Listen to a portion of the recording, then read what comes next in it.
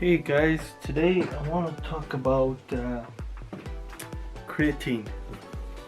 I got creatine right here, and I want to discuss about why you should take this product. I want to talk about why you should take this product. Creatine's been around for a while, and I've been taking creatine since I was a teenager. Off and on I would take creatine, and my first exposure to this was back in the late 90s when creatine phosphagen came out. Then after that Muscle Tech's Cell Tech came out, and that was filled with sugar, and it was already mixed and flavored, and you add water and then you load on it.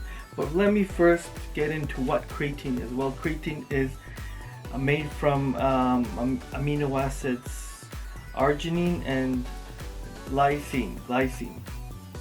And so it's found readily in our skeletal muscles, and it's produced by the liver, and everybody has a bit of creatine in them. And how much? About 3 grams is made by the liver on a daily basis. And creatine, like monohydrate, we take this in teaspoons. That's 5 grams of creatine. But creatine helps with short bursts of energy. It allows you to do more reps with a given weight, and helps with strength and power. If you notice, all the exercises that require short bursts of explosiveness and power, like shot put in Olympics, games, sprinting, jump, javelin, and wrestling, taking your opponent down, punching, throwing a power punch, that involves explosiveness and power and strength. And so that's where creatine helps, is that those muscle fibers, the fast twitch muscle fibers that produce that force, creatine helps it with providing ATP, adenosine triphosphate. ATP is an energy currency, and it allows you to do these fast short bursts of energy, require outputs, and it's a whole scientific thing, that it's an energy source, right? And creatine is involved in that, and I think it's called the anaerobic glycolysis, where it involves glycogen and without the use of oxygen, right? That's a one form of energy that doesn't require oxygen. And there's a host of many. We'll discuss that in a later video. But creatine is the most studied product out there. There's more studies on creatine than any other supplement, and it's been going strong for over 20 years. And it's added in everything now. It's added in your protein shakes, whey protein, weight gainers. It's added into pre-workouts. But by far, monohydrate is the best version, better than the crealkaline creatine, right? I tried that, it didn't work for me, but this definitely does. But one thing you got to do with taking creatine is you have to drink lots and lots of water, because what it does is it requires H2O, and your muscles require H2O too, right, to be full and to perform, right? And so creatine helps put more water into your muscle, right? So your muscles swell up, right? And just like a sponge, when you add water to it, it just increases in volume than rather when it was dry, right? So look at your muscle like a piece of sponge, and you can say that when people do say that when on creatine, they look like they have water retention, or they look puffy, their face and their body. Well, that moreover has to do with diet. A lot of times when people are eating and taking creatine, they're eating a lot, they're on a surplus, they're bulking, so they that can happen, right? And then when you have a high sodium diet and taking creatine, and it's going to two and two get together, right? You're putting water into your muscles, and then you're putting water, that is water retention going on in your muscles. That's above the muscle. So in your skin, you're putting on more muscle, you put on more water, and then you have a layer of fat. So obviously, you are gonna not be able to see your muscle, and you're gonna have that, that puffy look to you, right? And you're gonna look like you've gained weight, and not the muscle weight, but just you're gonna look like you've got fat. Well, that has to do with our high sodium diet. And when you drink water, it's just gonna, that's what's gonna hold on to water, right? So yeah, so watch your sodium when taking creatine, and drink lots of water, because some people did come up with some side effects. Usually creatine does not have side effects, but some people had some issues. I don't know where it happened, but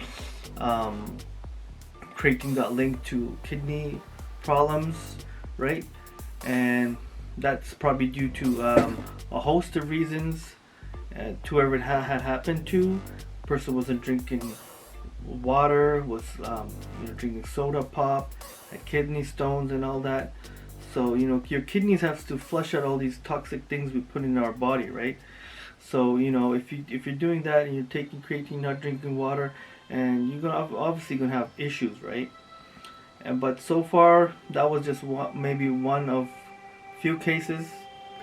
Other than that, they say it can cause baldness in men, because creatine somehow is associated with DHT, the hormone, the steroid, that testosterone based, whatever it is, the hydrate testosterone.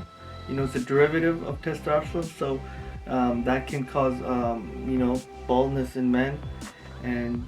But if you look at me, I've got pretty well set of hair.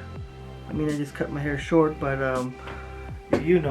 I don't think that happens. Maybe in some individuals, creatine maybe had some issues, but so far so good, right? And well, when it comes to say responders to creatine, then they say the people that respond well with creatine are vegetarians, or people who like high red meat diet. So people who live off chicken, fish, like me. Like I don't eat much red meat, and so, or especially beef. So I've always had a low consumption of that, of the red meat. So when I take creatine, I really feel the effects of creatine, because I don't have as much creatine in me. But that's one point I forgot to mention, was that if you're eating, I did mention, if you're eating red meat diet, then obviously you can have lots of creatine in you already, right? If you're not gonna get as much creatine if you eat chicken. Fish, they say fish is a good source of creatine, but I'm definitely sure that beef and lamb and goat and all the other red meats are high in creatine. And so is creatine a steroid? That's a myth. Creatine is not a steroid. It does something like one thing like steroid does, which is cause water in your body, right? It holds on to water. Your muscles hold on to water better. So steroids do that too. When you take steroids, you just have more water weight on you, and the water weight helps you in the gym, helps you push more weight, makes you look bigger, right? So in that case, it does have the what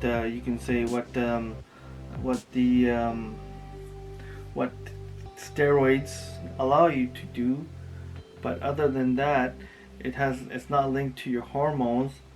So then we can't equate creatine and steroids together, right? So it's not a steroid, but it is something that you should take. I believe so. If you don't eat much meat and you don't get much protein, then creatine will help you. I'd say that creatine is probably more important than whey protein. Like if you had the choice, if you had to get by one or the other, then get the creatine. Why? Because you're already getting protein from food sources, right? Whey protein is not necessary. You can get that from, you know, dairy products, meat, cheese, you know, seafood. So protein you can get from food sources, but creatine you would have to eat red meat to get it, and a lot of red meat actually. About just to get the teaspoon, that 5 grams of creatine, you would have to in a day maybe eat 5 pounds of meat, something like that. What I read in the past. So this is a clear better choice to take. Creatine monohydrate.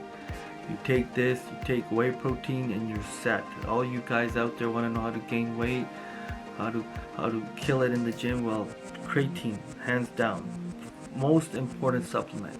It gives you the power. It gives you the even stamina, endurance in the gym, and overall better performance. And who doesn't want that, right? So yeah, creatine is it's a must-have product. Right here I have a Believe Supplements creatine, and it's pretty you know, pretty well put together. Just the basic 5 pounds. It looks like a very high kind of laboratory type of you know, packaging, but it's pretty looks pretty funky, you know. And another thing I want to point out is that creatine is it's very low cost, you know. But for companies to make creatine is very low cost, you know, and they can sell it very expensive, or they can sell it very cheap. In the past, they did sell creatine very expensive back, like I don't know, like 15 years ago, maybe 10 years ago, when they had the creatine. It was already mixed for you with dextrose, and you just add water and you drink it, right? And yeah, those supplements were a bit more expensive, but and also, or I forgot to mention one thing that we have to mention when we talk about creatine is the loading phase and the maintenance phase. So what I mean by that, I mean that, well, the idea behind creatine was that for the first 5 days or 7 days, you take 3 to 4 teaspoons of creatine, spread out through the day with juice, with something that's high in glucose, dextrose, and so that it's so that you get the insulin spike, and so that the insulin can just get that creatine and go right into the muscles, and glycogen, you know, you can just shuttle it into the muscle, right? Creatine. But now people say that's not necessary. Actually, you don't even need juice. You can just have water. You can mix this with water and drink it, or you can just put the teaspoon right in your mouth and just wash it down with whatever you want. And that way is good too, because then you know it's going inside you. There's nothing being wasted, right? Because there was a time when people thought we'd waste creatine whenever we mix it with the teaspoon, and a lot of it just stays in the glass that you mixed it in, and how much goes to the muscle. People were skeptical, you know. But coming back to loading phase, you don't need to do the loading phase anymore. I never really did the loading phase. I just did a maintenance of 5 grams a day, the creatine, and over a week, you know, your muscles are so well saturated with the creatine. The way they suggested with the loading phase, that if you take the loading phase, that you have so much creatine in you that you'd be set for the following week, right? And some people said it was a waste, because you would just urinate it all out, the creatine, right? Creatine, it become like something like byproduct called creatinate, and you would just flush it out of your system, you'd pee it out, and so all that would go to waste, you know. There's still, you know, research out there, you can read upon it. I'm not going to bore you with all the scientific stuff, because that's not what this channel's about.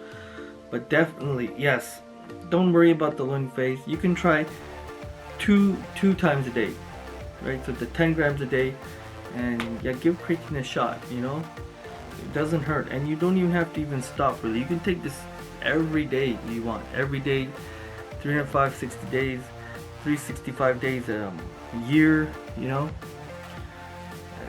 So do you need to come off it? You could if you want to.